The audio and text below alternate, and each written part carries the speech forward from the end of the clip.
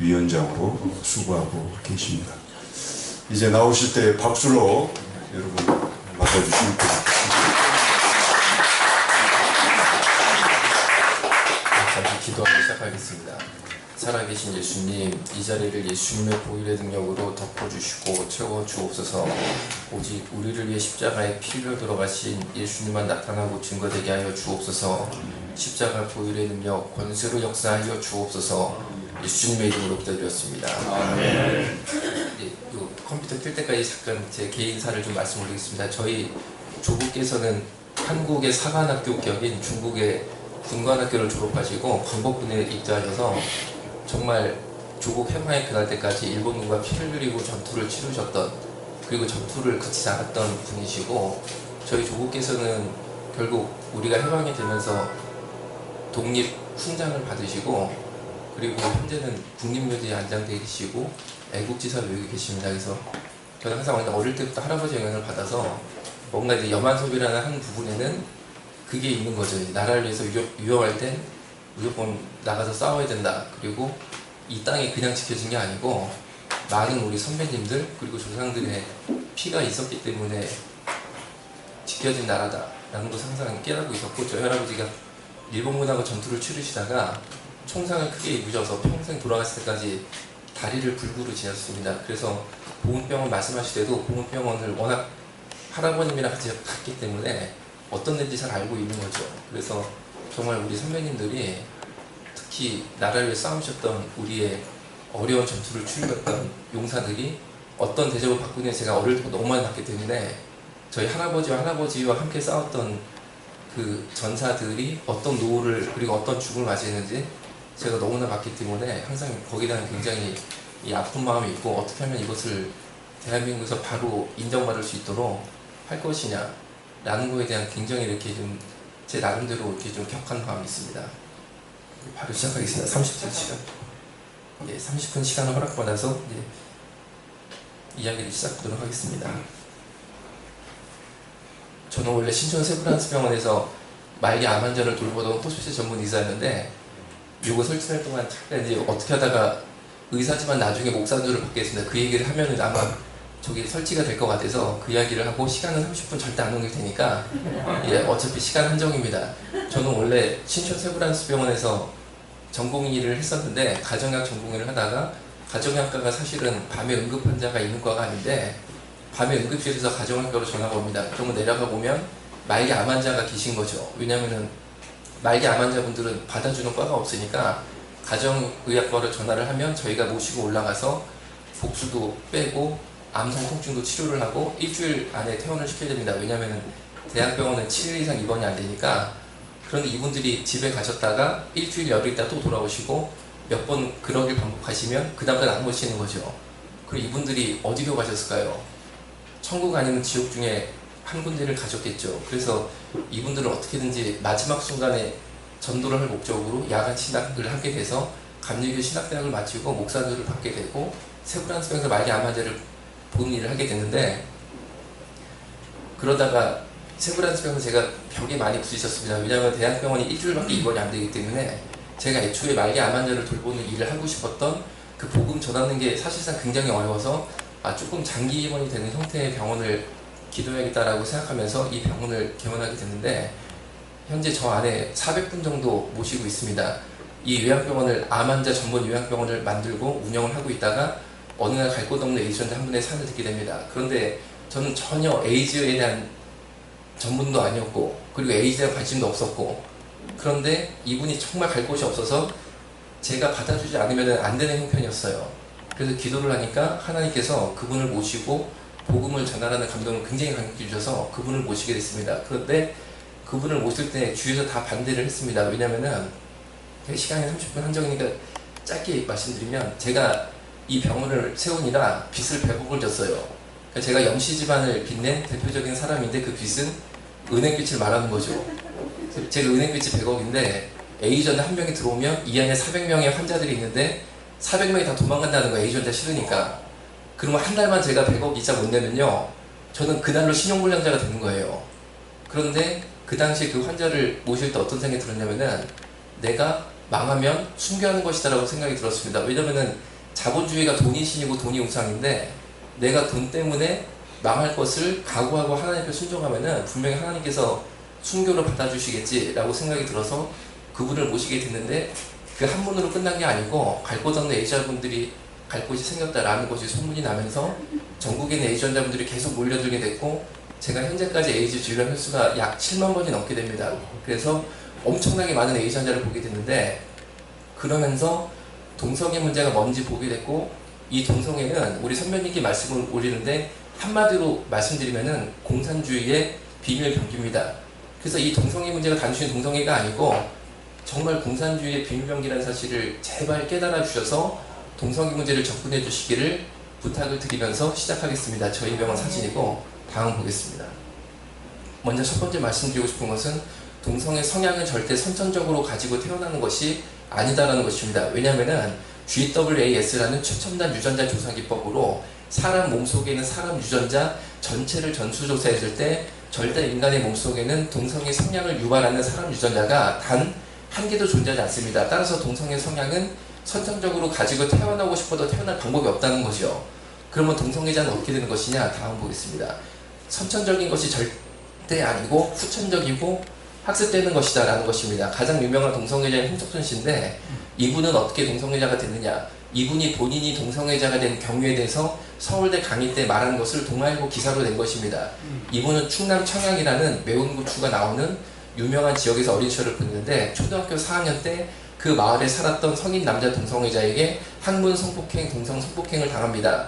그런데 그 사건이 있었을 때 빨리 선생님께 말씀을 드렸던 데에서 해결을 받았으면 좋았는데 일단 본인이 당한 행동이 뭔지를 잘 몰랐고 그리고 가해자인 성인 남자가 무섭기도 하고 해서 이 사실을 덮고 숨기는 동안 고3 즉 19살이 될 때까지 무려 300명 이상의 남자 동성애자에게 연달아 성폭행을 계속당하게 됩니다. 300번 이상이 아니고 300명 이상이니까 횟수로 치면 1000번 이상이겠죠. 이렇게 어린 시절에 불건강한 동성애 성적 접촉을 당했다든지 아니면 동성애 음란물을 지속적으로 본 경우에 동성애에 대한 학습 효과를 유발시켜서 동성애자가 될 수 있다고 그러고 이것을 정신의학에 위해서는 학습화 이론이라고 말씀드릴 수 있습니다. 즉 동성애는 학습되는 것이라는 거죠. 다음 보겠습니다. 그러면 동성애자들이 어떻게 서로를 찾느냐? 굉장히 간단합니다. 우리가 스마트폰 카카오톡이나 페이스북을 까는 것처럼 동성애자들은 동성애자 앱을 까는데 지금 보시는 저 분홍색 앱이 6개 정도가 동성애자 앱으로 많이 쓰이는데 그 중에 3등이 잭디라는 앱입니다. 그런데 저 3등 되는 동성애자 앱에 제가 이태원에 가서 접속을 해보니까 보시는 것처럼 제 위치가 찍히고 즉 위치 추적 기능이 있는 거죠. 제 반경 5km에 3등 되는 동성애자 저 분홍 앱에 현재 동시 접속 중인 동성애자 수가 보시는 것처럼 400명이 검색이 됩니다. 그리고 그 400명의 바둑판 모양으로 몇 미터 떨어져 있는지 그리고 얼굴하고 겉수문까지 다 공개를 해서 마음에 드는 동성 연애 상대가 있으면 클릭을 하면 다음 보겠습니다. 이렇게 자기소개가 나오는데 특별히 16남이라는 친구가 굉장히 제 눈길을 끌었습니다. 왜냐하면 16남이면 16세 남학생, 중학생입니다. 왜 중학생이 동성애자 앱에 들어왔을까 싶어서 이 친구의 자기소개를 열어서 확인해 보니까 읽어드리면 16남 알바입니다라고 되어 있습니다. 알바는 동성애자들의 은어로 청소년들 중에 본인은 동성애자가 아니지만 용돈 마련을 위해서 성인 남자 동성애자들에게 자신의 몸을 성매매로 파는 남학생들을 알바라고 그러는데 계속 읽어드리면 돈은 만나서 선불입니다. 맨 밑에 빨간 줄 읽어드리면 학문은 많이 범해지지 않아서 쫄깃합니다. 이렇게 중학생이 본인의 학문 상태까지 광고를 하면서 동성 성매매를 동성애자 앱을 통해 나서고 있는데 바로 이 영향으로 지난 15년간 대한민국의 청소년 에이즈 증가율이 무려 2500%를 초과하게 됩니다. 어마어마하게 많은 청소년들이 에이즈로 죽어가고 있다는 거죠. 다음 보겠습니다. 성소수자단체가 매년 주관하는 서울 퀴어문화축제 현장 사진인데 맨 앞 선두가 항상 이런 식으로 진행되게 되는데 보시는 것처럼 지나가는 서울 시민들에게 비웃으면서 저런 이상한 물총을 쏴서 맞추는 저 사람들이 과연 인권 침해당하는 불쌍한 사람이라는 생각이 들까요? 오히려 제 생각에는 저 이상한 물총이 맞는 우리 일반 시민들이 인권 침해를 받고 있다고 저는 생각이 듭니다. 다음 보겠습니다. 서울 퀴어문화축제 현장 스케치 사진인데 일명 동성애자의 항문 팬티를 입고 본인의 엉덩이와 항문을 서울 시민 모두에게 강제적으로 보여주고 있는 남자 동성애자의 실제 사진입니다. 동성애자들이 왜 저런 팬티를 입냐면은 동성애자를 은어로 번개라고 하는데 번개는 아까 보여드린 스마트폰 앱을 통해서 몇십 미터 떨어진 동성애자를 얼른 찾은 다음에 서로 문자 메시지를 주고받아서 무슨 빌딩에 1층 남자 화장실 몇 번째 칸에서 만나자. 그러면 그 좁은 화장실 칸막이 안에서 만나서 바지만 살짝 내리고 팬티는 벗지 않고 신속하게 성관계를 맺고 바로 헤어지기 용이하도록 아예 저렇게 엉덩이가 뻥 뚫린 항문이 드러나는 팬티를 동성애자들은 평소에 입고 다닌다고 그 옆에 남자를 보시면 덩치가 굉장히 큰 남자였는데 서울 퀴어 문화축제 행렬을 줄줄 따라가다가 갑자기 인도의 여자들이 4명 정도 있는 것을 보고 그 여자들 사이로 쓱 들어가서 자신의 벗은 몸을 보여주기 시작했습니다. 이렇게 여자들한테 자신의 벗은 몸을 보여주면서 이상한 성적인 흥분을 느낀 남자를 일명 바바리맨이라고 합니다. 그런데 이 여자들은 서울 퀴어 문화축제 참석자들이 아니었고 서울광장 앞에 대로에 사람들이 얼마나 많이 지나갑니까? 그 길을 그날따라 우연히 걸었던 일반 죄 없는 서울 시민들이었는데 이 여자들이 웬 남자가 벗은 몸으로 자신들 사이로 쓱 들어가서 제가 조금 민망한 얘기지만 본 거 그대로 말씀드리면은 이 남자가 여자들 사이로 섰는데 점점 발기가 되기 시작하는 거예요. 그러니까 얼마나 흉물스럽고 무섭습니까? 그래서 옆에 경찰이 있었기 때문에 이 남자를 저지해달라 혹은 처벌해달라라고 요청을 합니다. 왜냐면은 우리나라는 공연 음란죄라는 벌이 있어서 이런 행동은 당연히 처벌받게 되어 있습니다. 그런데 그 경찰이 뭐라고 그랬냐면은 나는 이 남자를 저지할 수도 없고 처벌할 수도 없다라고 말을 합니다. 그래서 왜 못하냐고 그러니까 그 경찰이 뭐라고 그랬냐면은 성소수자이기 때문에 보호해야 된다고 말을 했다는 거죠. 서울 큐브라스제가 올해까지도 계속 매년 열리고 있는데 항상 이런 남자들이 그 안에 많은 수를 차지하고 출연하고 있는데 단 한 대도 처벌 예가 없다는 게 과연 대한민국의 나라다운 나라일까요? 그리고 이런 일을 주도한 사람이 누굽니까? 바로 박원순 시장인데 그 박원순 시장이 60% 이상의 지지율이 나온다는 게 말이 되겠습니까? 다음 보겠습니다. 성소수자는 정신이상에서 20가지 이상의 형태가 있다고 그러는데 동성애는 그 중에 하나일 뿐인 거죠. 지금 보시는 이 20대 금발의 잘생긴 백인 남성은 어느 날 야외 공공공원에서 야외 결혼식을 열겠다고 부모, 친구들에게 청첩장을 돌렸습니다. 그래서 부모님이 며느리를 보러 아들의 결혼식장에 와보니까 며느리로 사람이 들어온 게 아니고 보이는 이 개가 들어온 거죠. 그래서 개한테 신부 면사포를 씌우고 결혼식이 진행되게 됐는데 동물 성애자인 거죠. 다음 보겠습니다. 결혼식 올리고 있는 저 아리따운 여성은 유럽의 유명한 여성 디자이너인데 고양이 남편이랑 사별한 이후에 개 남편이랑 재혼에 성공이다 라고 신문에 난 사진입니다. 다음 보겠습니다. 독일이 마틴 루터가 종교개혁을 단행한 기독교의 종주국이다라고 말씀드릴 수 있는데 그 독일조차도 동성애에 대한 찬반 논란이 뜨겁다가 드디어 1969년도에 동성애는 문제없다라는 독일 시민의 사회적 합의를 이루게 됩니다. 그런데 독일 시민들은 동성애 한 개만 사회적 합의를 이뤘을 뿐인데 바로 그해 1969년도에 법의 형평성의 원리 때문에 다른 형태의 성소수자 전부를 인정하게 된 원치 않은 결과가 나타나겠고 1969년도에 독일법에 실제로 사람과 동물 간의 성관계도 문제없다라는 법이 실제로 생기고 말았다는 거죠. 그래서 그해 바로 동물 매춘업소가 생기게 됐고 이 개는 그 동물 매춘업소에서 3달 동안 근무하고 죽어서 나온 게 실제 사진인데 보시는 것처럼 개들이 인간 손님들한테 나쁜 짓을 당해서 항문 생식기가 다 터져서 죽어나오기 시작했다는 거죠. 그런데 이 사진의 하이라이트는 다친 아랫부분이 아니고 팔목하고 목입니다. 팔목하고 목을 보시면 개가 털이 빠져있고 줄이가 있습니다. 왜 그러냐면은 이 업소에 근무하는 개들이 뒤에서 나쁜 행동 당하면 화가 나서 확 돌아서 인간 손님을 공격할 수 있다고 합니다. 이거를 막을 목적으로 이 집에 근무하는 개들을 모두 잔인하게 개 앞발을 목 뒤로 꺾어서 팔목, 목, 입까지 쇠사슬을 묶는데 언제까지 묶냐면 보시는 것처럼 털이 다 빠지고 줄이 갈 때까지 묶는다는 거죠. 과연 이것이 대한민국이 지향하는 미래사회의 모습일까요? 다음 보겠습니다. 정신이상에서 말하는 떠돌한 또 다른 성소수자 메카노필리아는 한국말로 번역하면 기계성비자입니다. 이 남자는 지하 주차장에서 저 흰색 차량을 보고 성적 흥분을 참지 못해서 성관계를 맺다가 CCTV에 찍힌 실제 사연의 주인공인데 자동차 범퍼 위에 바람 들어가는 구멍에다가 성관계를 맺는다고 합니다. 다음 보겠습니다.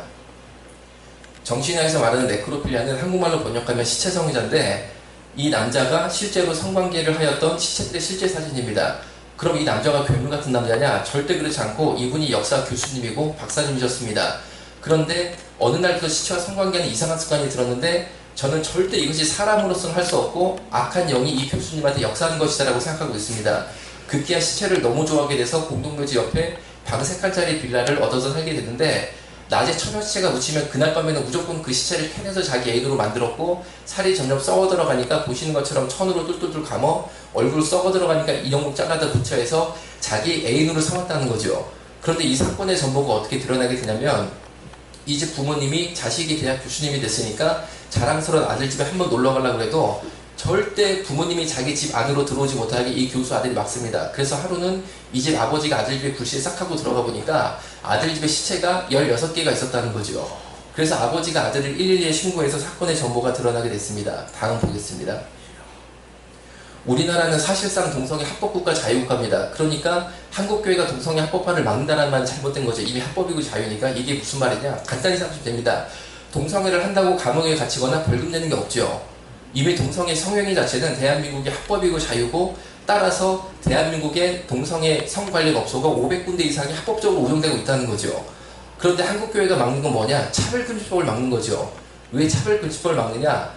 이유는 간단합니다. 차별금지법은 차별을 금지하는 법이 아니고, 지금까지 보신 여러 가지 성소수자의 우리가 차마 동의할 수 없는 성행태에 대해서 저거는 잘못된 거야 라고 말하는 순간, 그 잘못된 거라고 말하는 사람에게 너 나한테 잘못했다고 그랬어? 너 사람 차별해? 감옥 가. 그러면 그 말한 사람이 감옥에 가는 게 차별금지법이라는 거죠. 여러분, 대한민국은 민주주의 사회이기 때문에 찬성 의견이 있으면 당연히 반대 의견도 있어야 되는 건데, 반대 의견을 낸다는 이유만으로 감옥에 갇히고 벌금을 낸다면 대한민국이 과연 북한하고 다르게 뭐가 있을까요?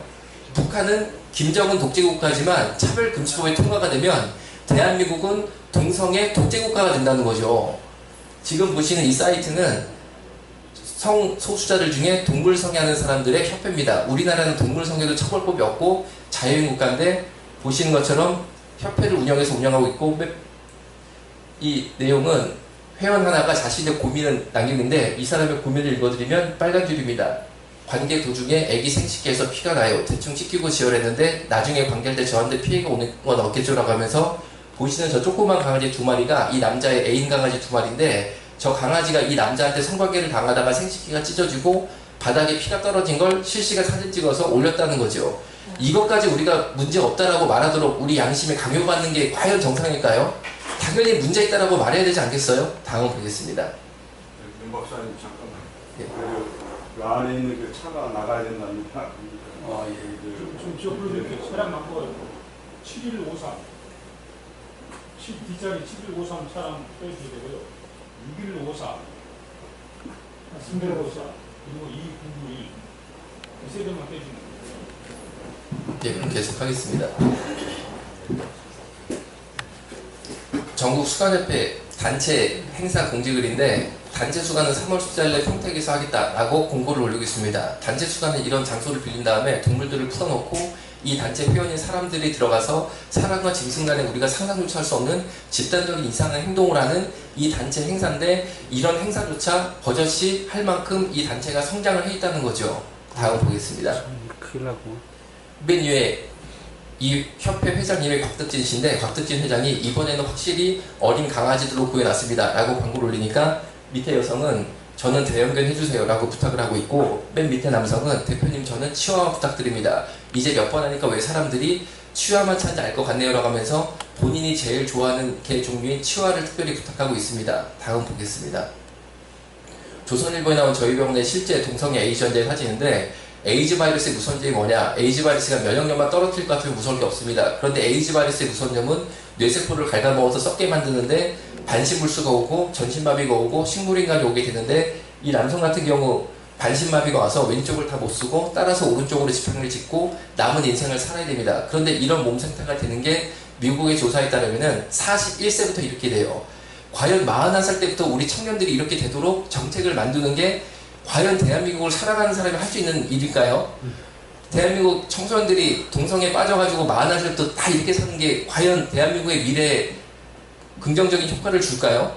그런데 이 사진을 보시면 이 남자가 장기간 지속된 동성애 학문 선교를 통해서 학문이 다 터지고 썩어 들어가서 보시는 것처럼 24시간 피가 줄줄 나오고, 저 피에는 에이즈 바이러스가 함께 검출이 되고 있다는 것입니다. 다음 보겠습니다. 다음 보겠습니다. 다음 보겠습니다. 조선일보에 나온 또 다른 저희 병원의 실제 사진인데, 실제 사건을 바탕으로 하고 있습니다.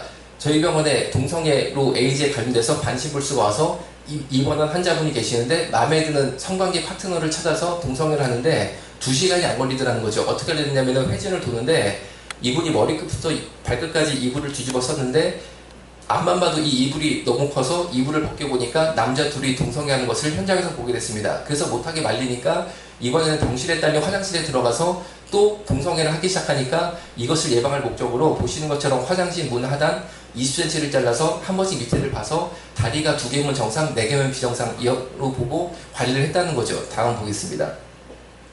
그렇게 해서 병원 내 동성애를 안 할 줄 알았는데 오후 1시 정도 된 해가 굉장히 중천했던 맑은 날이었는데 보시는 빨간 차와 하얀 차 사이가 불과 차와 차 사이 주차 공간이 20cm도 안 됐는데 그 좁은 아스팔트 위에서 이 남자 둘이 옷을 다 벗고 동성애를 또 하니까 지나가는 행인들이 놀라서 병원에 신고 전화를 주셔서 간호사 선생님이 뛰어내려가서 두 남성을 모시고 올라왔습니다. 다음 보겠습니다.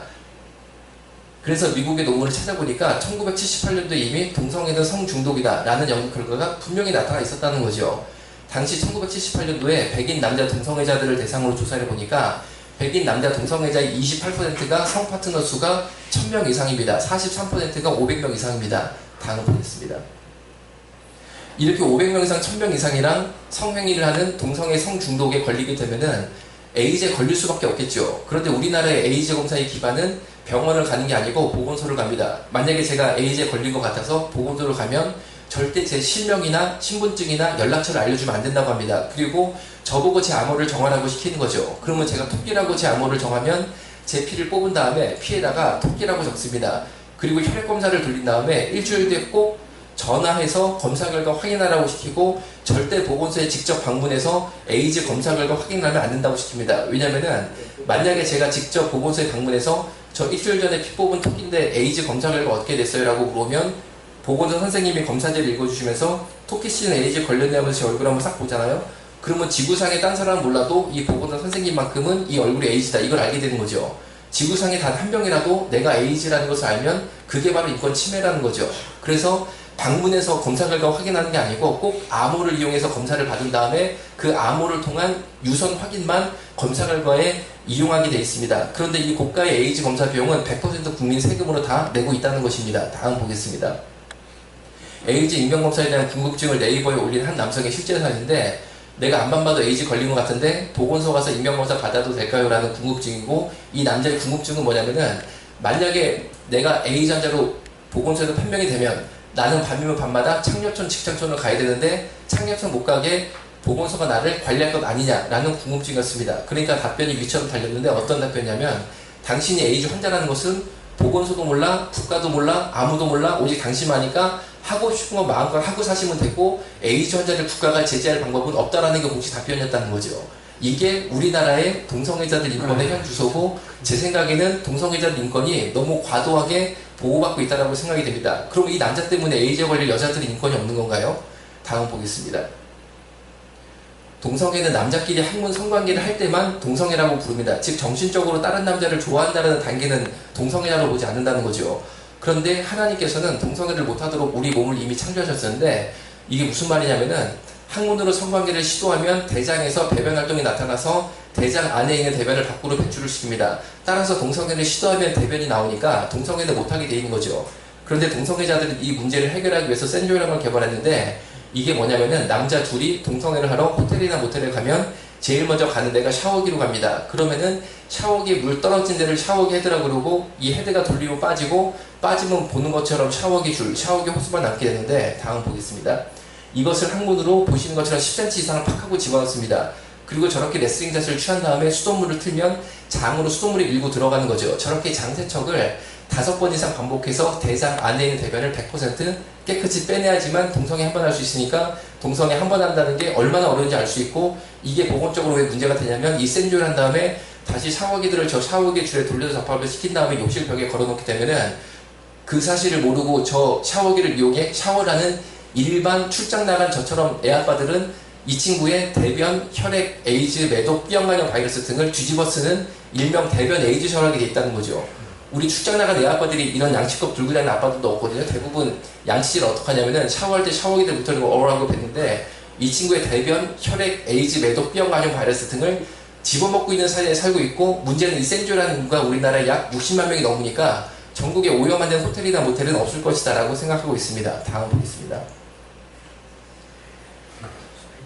또 남자끼리 학문을 이용한 성관계를 맺을 때만 동성애다라고 말씀을 드리면 통증 때문에 과연 남성 간 학문 성교가 가능하냐라는 질문이 많으신데 정말 맞는 말씀이고 통증 때문에라도 못하는 건데 동성애자들이 이 문제를 어떻게 해결했냐면은 피스팅약을 개발해서 해결했는데 피스팅은 어떤 거냐면 주먹을 진 다음에 항문으로 집어넣고 왔다 갔다 시켜서 항문을 인위적으로 늘려버리는 것이고 동성애자들은 확장시킨다라고 은어를 써서 표현하고 있습니다. 다음 보겠습니다. 우리나라 피스팅 동호회 다음 카페 캡처한 건데 확장 해시분 찾아요 나가면서 내 항문을 확장해줄 사람을 찾는다 라는 광고를 내고 있고 밑에 보시면 울산의 땡땡님 절 피스팅 해주세요 라고 하면서 울산의 땡땡씨한테 자신의 항문을 확장시켜줄 것을 특별히 부탁하고 있는데 왜냐하면 이 피스팅이 굉장히 위험합니다. 주먹을 항문으로 집어넣을 때 장이 터져서 죽기도 하고 넣을 때보다 더 위험할 때가 뺄 때가 위험한데 왜냐하면 뺄 때 주먹하고 손목에 장이 끼어서 장이 항문 밖으로 튀어나옵니다. 그래서 동성애자들도 이거를 한번 해야지만 동성애 생활을 할 수 있는데 두려움이 앞서다 보니까 우리나라의 남의 학문에 주먹을 제일 잘 집어넣는 고수를 찾게 돼 있고 그분이 바로 울산에 거주 중인 땡땡씨라는 거죠. 다음 보겠습니다. 고1 남학생이 방금 말씀드린 피스팅을 하다가 장이 항 밖으로 튀어나와서 고민이다 라는 글을 올리고 있습니다. 고1이 벌써부터 장이 항 밖으로 튀어나오면 과연 이 아이의 인생이 어떻게 되는 걸까요? 이렇게 되도록 조장하고 그리고 방치하는 것이 과연 인권일까요? 다음 보겠습니다. 틱톡 아이디 8780이라고 사실상 자신의 신원을 다 공개한 이 남자는 SM 속구함, 바텀 속구함이라고 자신의 성적 지향을 밝히고 있습니다. 광고 전단지를 통해 이런 성적 지향을 찾고 있는데 SM은 세디스 메조키스의 준말로 동성애 할 때 상대편을 아프게 하는 사람들을 SM이라고 부르고 바텀은 남자끼리 동성애 할 때 여자가 편한 바텀이라고 부릅니다. 다음 보겠습니다. 그런데 방금 오신 광고 전단지를 보고 21살 대학생이 이 문제의 남자를 만났습니다. 호기심에 만나니까 수갑을 채우더라는 거예요. 그래서 까짓거 내가 남자들 수갑 좀 차도 내 몸을 지킬 수 있겠지 라고 생각을 하는 바로 그 순간에 소변 나오는 구멍을 요도라고 그러는데 그 요도에다가 쇠젓가락을 집어넣고 막 흔들기 시작하는 거예요. 이게 한번 들어가서 쑤시기 시작하니까 그 다음부터 내가 내 몸을 지킬 수 있다 이런 생각이 없어지고 눈물을 흘리면서 시키는 건 다 해야 될 테니까 제발 살려달라고 해서 항문 성교 억지로 당하고 풀려났다는 사연입니다. 이 기구는 차라리 쇠젓가락을 넣으면 좋은데 쇠젓가락을 요철 형태로 깎아서 만든 요도풀이라는 동성애자들이 쓰는 성고문 기구인데 인터넷에 만약에 네이버 같은데 요도풀이라고 검색하시면은 이 무시무시한 동성애자들의 성고문 기구가 단돈 2만원에 G마켓 등 대한민국의 인터넷 마켓에 아무 제재 없이 버젓이 팔리고 있는 것을 발견하실 수 있게 될 것입니다. 다음 보겠습니다. 이렇게 동성애를 하다가 에이즈 걸리면 어떻게 되느냐, 이 문자 내용은 서울 지역에 뭐 공립병원이 있는데 이 공립병원에 에이즈 환자에 대한 항바이러스 제제 알약을 처방하는 감염내과 전문의가 있습니다. 에이즈에 걸리면 아직까지도 완치는 없습니다. 다만 에이즈 바이러스 증식을 어느 정도 억제하는 일명 에이즈 알약을 매일매일 먹으면 에이즈 바이러스의 증식이 어느 정도 억제가 돼서 30년을 더 살 수 있는데 30년 뒤에는 처참하게 에이즈로 죽는 거죠. 그래도 이 약을 먹는 게 굉장히 중요한데 제 주변에 동성애로 에이즈 걸린 분이 있어서 이 약을 사서 이제 먹게 돼야 되니까 병원을 소개해달라고 해서 이 국립병원이 착한 병원이고 약과도 양심진료를 하니까 이 병원의 감염내과 전문의에게 환자가 그 병원에 낼 약값의 본인부담금이 얼마냐 라고 문자를 들어보니까 환자가 내는 본인부담금이 60만원이다 라는 답변입니다. 이제부터 설명을 드리겠습니다.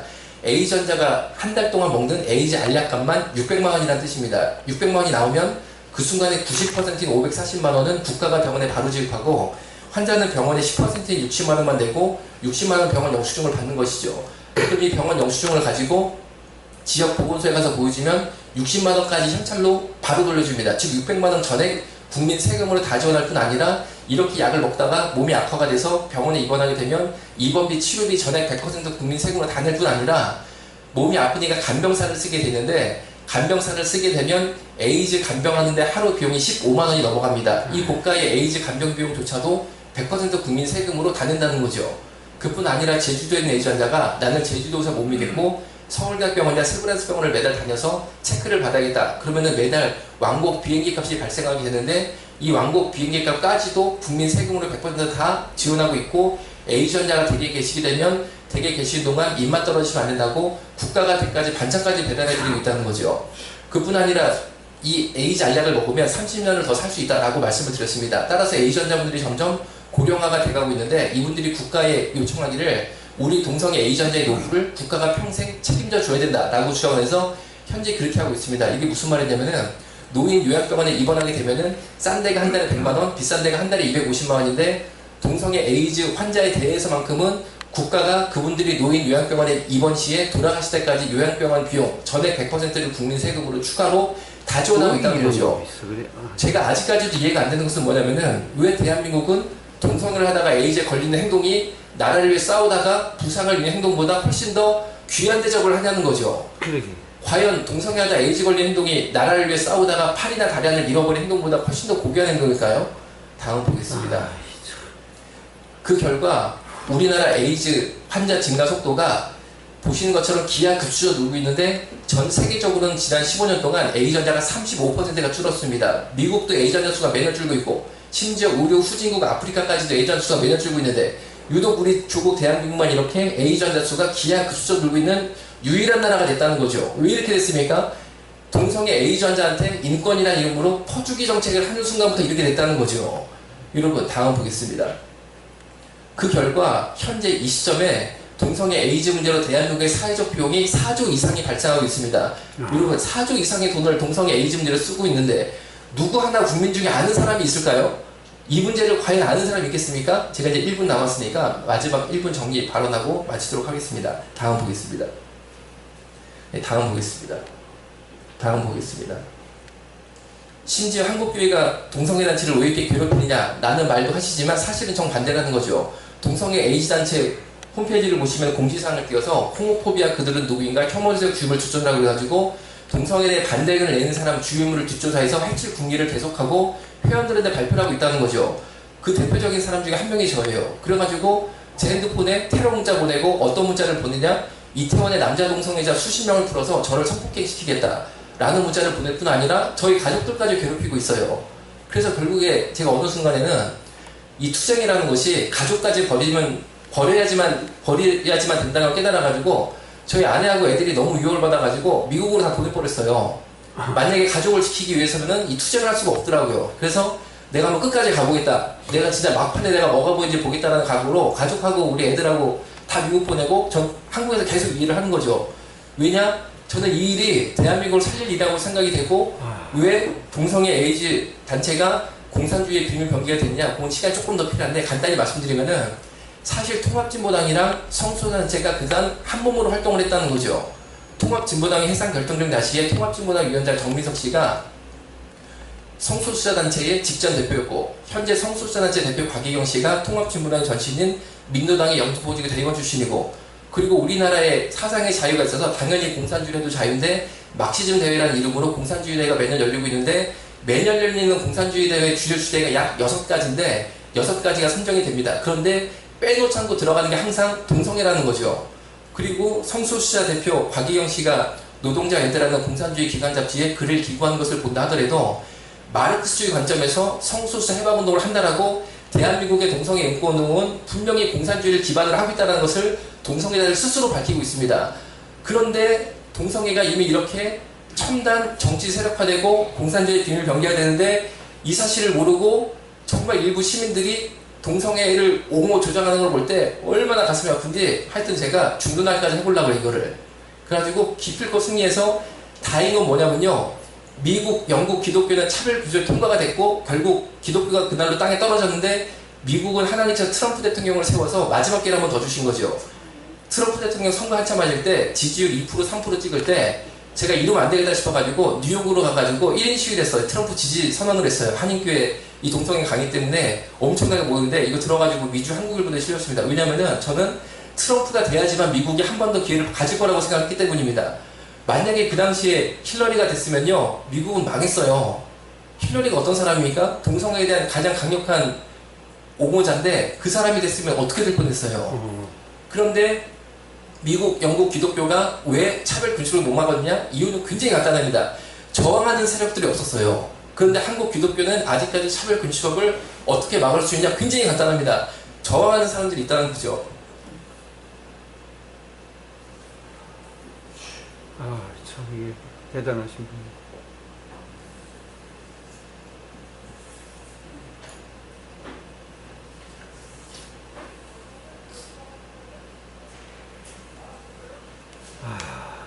우리 격려의 박수 한번 하시죠. 네, 감사합니다.